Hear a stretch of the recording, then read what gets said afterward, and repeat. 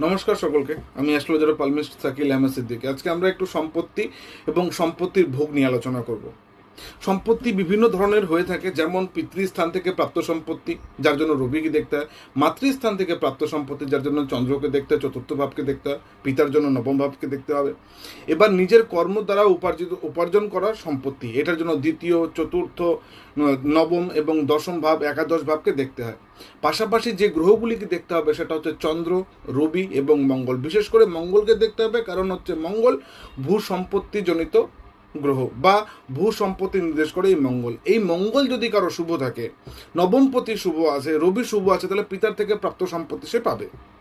চন্দ্র চতুর্থপতি, অষ্টমপতি যদি শুভ থাকে, তবে সে মামা বাড়ি বা মাতৃস্থান থেকে প্রাপ্ত সম্পত্তিগুলো পাবে, যদি মঙ্গল শুভ অবস্থান করে।